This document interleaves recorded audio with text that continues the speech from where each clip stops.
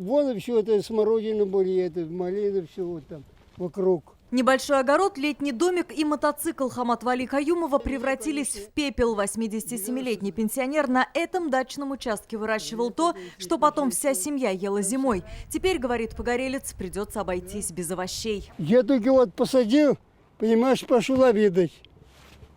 И кричат мне оттуда: у вас, говорит, этот дом горит. Для меня, конечно, 90-летнего человека, значит, всю ценный. Как говорят очевидцы, огонь на его дом перекинулся с поля. Здесь накануне днем горела сухая трава, а потом пламя охватило ближайшую лесопосадку. По низу вот так, вот где сосны. И это, туда прям, ага, и сюда вот так. И вот до сюда вон дошло. Выходные выдались в буквальном смысле слова жаркими. Горела прибрежная зона Казанки. Это территория так называемой русско-немецкой Швейцарии. Сухостой горел в Лаишевском районе, недалеко от поселка Тангачи. В Чистополе огонь с сухой травы перекинулся на садовые дома. В Татарстане уже зарегистрировано свыше 73 фактов возгорания травы и мусора. Только система космического мониторинга зафиксировала 36 термических точек. Президент Рустам Минниханов в субботу поручил главам районов принять все меры защиты. Местные власти должны смотреть, но это же лес. Хорошо, что быстро отреагировали. Надо нам посмотреть, если есть какие-то угрозы, если вот погода будет такая, может ограничить нам доступ к лесным массивам. Мы сегодня получили вот такой автомобиль. Вот это у нас емкость для воды.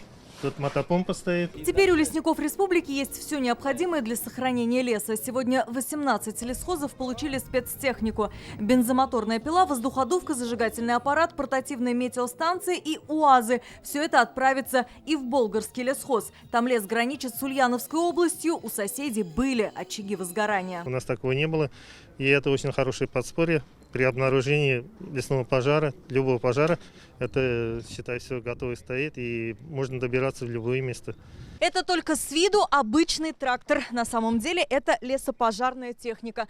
Трактор оснащен специальной цистерной. Ее объем 3 тонны. Этого, конечно, достаточно, чтобы потушить локальное возгорание. Спецтехника закуплена по национальному проекту «Экология». На это потратили почти 190 миллионов рублей. Угроза очень большая, тем более, видите, какие ветреные дни стоят, погоды. И сегодня по большому кругу у нас как раз патрулирование осуществляет самолет по территории лесного фонда, согласно нашему контракту. Сейчас в лесах республики дежурят 700 человек, и у них на вооружении 362 единицы техники. В случае возникновения ЧС на борьбу с лесными пожарами могут привлечь средства МЧС. Алия Хайрудинова, Наталья Мезина, Алмаз Зейдинов, Вадим Илларионов, ТНВ, Татарстан. Закажи рекламу на ТНВ. Телефон в Казани 5 705 100.